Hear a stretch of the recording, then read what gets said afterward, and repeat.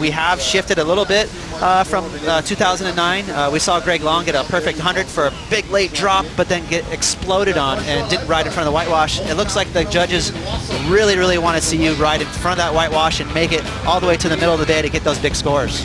So a lot of times if it's maxed out here, you know, 40, 50, 55 feet on the face, it'll break outside of everyone. As you can see now, two riders up. Jamie O'Brien looking to hang on in green. He ends up going down out front. And now out the back, seeing more takers on one of the bigger sets, Aaron Gold, in his first ever appearance here at the Eddie Aikau. You can see the challenge on hand, Ross, completing those rides, and that set was absolutely massive. Was that Jamie in front? Yeah, Aaron Gold, and we were just talking about that. Looks like someone pulled on their vest to get the air in there, get that flotation and come to the surface. That looked like Reef McIntosh right there, Joey. But so Aaron Gold, nice start for him. We were just talking about how important it is to ride in front of the whitewash. There's Aaron right on the boil, nice and deep in front of him. It looked like Jamie O'Brien to me in the green. And you can see there it is, success. Jamie riding in front of that whitewash. So not only did he navigate this crazy whitewashy soupy bowl, there's Aaron right on the button, perfect drop behind the peak. There is Jamie O'Brien, a little bit further on her shoulder, but you can see that wave right there, that cavity, that extra bit of curve in the face. It didn't allow his board to make it and slide down the face. He actually purled and poked, and that's why you saw Jamie go over the front of his board. You pointed out, Joey, he just went up and over the falls. That means extra time under the water. Incredible ride on so many levels. Seeing Gold's positioning deep. O'Brien out front trying to hang on. Reef McIntosh just trying to punch through the back as we see Tommy Carroll. Wave thundering behind him. Tommy successfully completes his opening ride of this matchup, and he number 2. This is such a special opportunity. There's no retirement in sight as we see Tommy's approach here. Yeah, there you go. Tommy just on the other side, on the channel side of the boil. Nice drop there. Successfully making it out to the shoulder. And I think a pretty solid advantage for the guys in heat number 2. Maybe they were on the beach, seeing some of these scores drop and going, okay, I know what the judges want. They want to really see you ride in front of the whitewash. Well, Ross, if you could walk us through just the energy that we're feeling here on the beach. This doesn't look like any other contest venue around the world, as we'll take this one. Grant Twiggy Baker from way out the back, nice and low. And just connecting it through this bulky inside section. And now a nice kick out. Grant Twiggy Baker dominating the big wave scene for a long time now. Local lifeguard Dave Wassel on the next one. A lot of foam on the face, and he'll get the clean exit. And scores will be starting to come in. Just a reminder out there, we have 7 judges on the panel. They throw out the high and the low, but they add up the rest of the 5 scores. So you can get a score of a perfect 100. Each judge can go up as high as 20 points if they deem that a perfect ride. And it's a really interesting scale, keeping all those numbers to get the outcome. A couple of quick waves ridden there, Ross. Yeah. Anything really standing out for you? I think what happened is these guys are picking up on the fact that where the numbers dropped in the first heat, because and by the way, Twiggy right here, Grant Twiggy Baker from South Africa, he really reminds me of a Greg Long. Calculated, he picks apart a lineup, so smart and witty, but he combines that with crazy guts. One of the biggest charger there is out there, Twiggy, so he'll definitely be one of the guys to watch in this event. And we saw Wassel catch a little one. To be able to turn where you want, it gives him that freedom to be able to have a little bit of maneuverability. As we see a big paddle out the back, you saw Tommy Carroll wanted it. A big draw for Jamie O'Brien as he'll try to hang on. Falls backwards and goes down, wearing a ton of whitewater on the head, and there's more waves out the back, Ross. Yeah, that was Jamie O'Brien. Huge wave there, Joe. Awesome. You can see he just got all that weight and balance on his heels. Unfortunately for Jamie, he couldn't reconnect with his board and fell off. There he is. Looks like he's safe. He's popped up. And this is a massive set, Joe. He's got a lot of heavy stuff in front of him here is a near closeout. Massive set closing out the bay. Big wave guns flying over the falls. That ski actually got trapped by that wave. It was so big it broke outside of him. A lot of times if a closeout set comes, the skis won't make it out the back. And he got trapped that time and had to head in. Another solid one out the back. Watching this one for Dave Wassel. Ton of foam on the face. This one's going to hold him up high, and he'll step off. Wassel's second scoring ride so far. Remember, you can only catch 4 waves. Now Wassel's realizing he has 2 waves left, and he's got 42 minutes on the clock, Ross. Yeah, and so for him, you can see Dave Wassel kicked out right there in the middle. A lot of times if you get a little too greedy and ride some of those whitewash through the middle of the bay, you'll spend a lot of time and energy getting cleaned up in a shore break. And this is Jamie O'Brien. This is one of the bigger waves ridden so far in this event. Look at right there, he hit that boil, and he lost the traction with his skeg. So when his fins lost control, that's when he got all that weight on his heels, and he couldn't reconnect with the deck of his board. It looked like Tom Carroll trying to get in. Those strong trade winds held him up. And it might have been a good thing for him, because I'm not sure he had a chance to make that drop. Right there, he's going to hit the boil. See, that is a huge wave. Jamie's skipping over that boil. Now the weight's on his heels, and it's over. He can't reconnect. And now all of that water is landing on Jamie's head. He got ragdolled like crazy underwater. You got limbs going everywhere. You're trying to stay calm and hold your breath. That is a lot of anxiety to deal with right there for Jamie.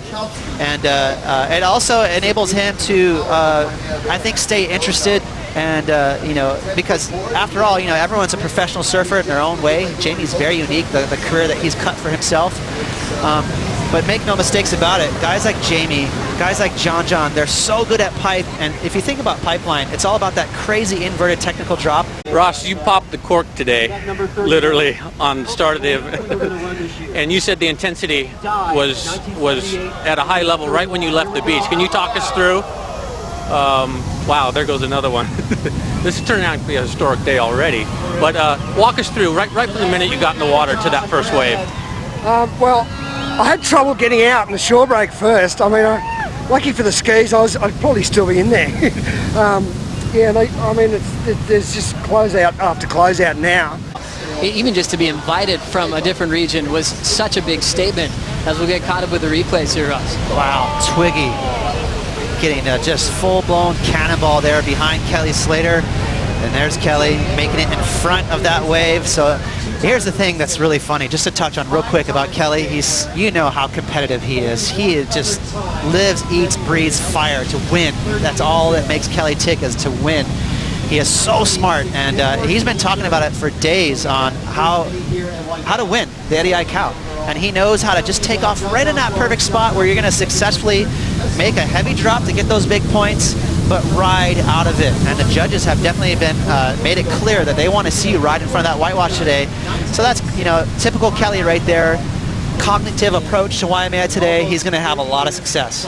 Ross, if you're in Twiggy's position, falling out of the sky behind Kelly, how do you react to Kelly's positioning on you on that last wave? Yeah, I think, you know, that's a great question. Twiggy was a little deeper, so he kind of had priority on that wave, being that he was deepest on the peak there. And unfortunately for Twiggy, there's a pretty good amount of trade winds right now. It got underneath his board and he disconnected. I don't think he had to reconnect enough to where Kelly got in his way. I think they would have successfully shared it had Twiggy, you know, held his line and got that rail in the water. But that was tight quarters there. And for Twiggy, you know, he was thinking, geez, what's going on here, as he got disconnected from that wave. That was a brutal cannonball. A crazy wipeout, still with 36 minutes on the clock. As we know, Kelly Slater, the best of all time when it comes to the championship tour, with 11 world titles. So once again, the season all starts up very soon at Snapper Rocks for the Quiksilver Pro. We'll be all down there March 10th to see if Kelly will achieve world title number 12. We've got a ton of new rookies. It'll be really fun to watch this one go down. Little takeoff out the back. Well, none of these are little. Just even redirecting out the back. O'Brien looks for a better one. You're thinking about guys that compete for world titles on that stage, Ross, and then you think about the invitees to this one. You think Kelly, John Florence, Jeremy Flores was an invite who couldn't make it in time, but it's a very select few. Another solid drop out the back for Reef McIntosh, but he'll go down. And we're seeing that. That's actually kind of rare today. A lot of times when you see a guy make a big drop at Waimea, the coast is clear, everything's fine. But there's so much water moving around with this brand new big swell that there's a lot of turbulence and whitewash. His positioning was often deeper, but he was also keeping an eye on the lineup. We talked about his role as the first Hawaiian lifeguard here at Waimea Bay. He had 0 lives lost. He was a true protector of this amazing place. And you have fellow lifeguards like Terry Hui looking on. They were speaking the Aikau name this morning. They also had a prayer together. You got Wassel in the lineup representing the lifeguards, and Eddie's sister Myra checking out all the action. It's all about Ohana. Then you pile on how he was such an amazing athlete, Eddie Aikau, a great surfer, successful, accomplished with competition, and he really had that great crossover with keeping the spirit of aloha with the traditional Hawaiian surfing, and then also just being a badass in the water. Already put the best in the air, the best in the tube, the best at pipe, making a name for himself in some pretty heavy water sessions here at Waimea Bay recently, Ross. Yeah, he's, and this is a big call, he's one of my favorite surfers, if not my favorite surfer in big waves. And he was notorious for people going, hey, did you hear about Aaron's wave? He whipped it on a 25-foot wave and got totally smashed. There was no one around to prove it. So he's got a lot of those stories. As we see a pretty wild takeoff, but controlling it, Kelly Slater now setting this one up with a ton of open face. Another smart wave to pick off to ensure the completion, and that'll be his second scoring ride. That was Kelly Slater. That was orange. Looking at the time now, 13:20. Remember, you can catch 4 waves in each heat. Each surfer has 2 heats to surf. If you get your 4 best waves in your second heat, those will all be your keepers. Right. Or you can kind of mix and match of both. What do you think about this one? So again, Kelly, very smart, realizing he knows this is not a big wave. It's not going to be a huge score, but he just, I think he's keeping track of the clock. He said, hey, you know what? I have four shots at it this morning, so I might as well catch a wave just to keep the blood flowing, keep my mind busy rather than sitting out there and getting cold. And after all, it will be a decent score because, again, Kelly successfully riding out into the channel. So even though it's not going to be a huge score, I like that he's staying busy and enjoying the moment, but at the same time there's guys that really breathe fire, and Ross is at the front of the bus for that. Well, Ross Clark-Jones on top of the leaderboard at the moment, as we'll see Dave Wassel lock in his last wave of this heat. This is wave number 4 for the local lifeguard. Perfect composure to take another solid wave here at Waimea Bay. Wassel famous for getting about 4 cover shots in 1 wave, a single ride session in that historical paddle-in session at Cloud Break and right in the middle of a championship tour event. And Slater kind of references his grommethood and kind of saying that he was scared of big waves at first. That was a really long time ago, but there are certain people in Kelly's life that maybe forced him to step up his big wave game. Round 1, heat number 3 will be coming up next with more sets out the back here. Setting this one up, we'll see who's in position. Grant Twiggy Baker looks over the ledge, he'll get hung up. Flying out of the sky, Twiggy takes a horrific wipeout. Gosh.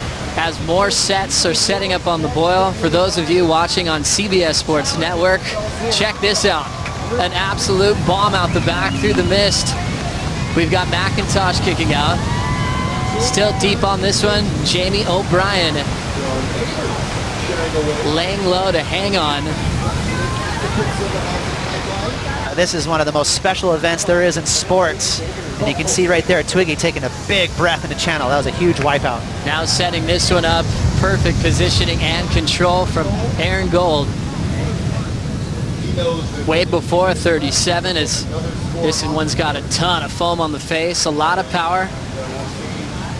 So he'll be able to get 2 waves on the board before this heat comes to a critical time. Slater still setting the pace, being out in front. Ross, do you know what Kelly was really thinking about as far as surfboards you're riding? Well, before that, let's check out this replay. Okay, it's right here. It looks like all systems go. Now watch underneath his board. See that? How it actually shifted him back up the face. So right when Twiggy was about to start penetrating down the face and and kind of knife that drop, there's so much water and so much draw off the reef that he actually goes backwards. Okay, now watch as he's getting to his feet. It looks like he's having some success Now he's going to move back up. See how he shifted back up? Twiggy knows that there's no chance. That wave was so inverted that he had to pull the plug. That's when he jumped free down the face, big old cannonball. And that is the worst feeling at Waimea Bay, to just know that all that water is crashing in behind you.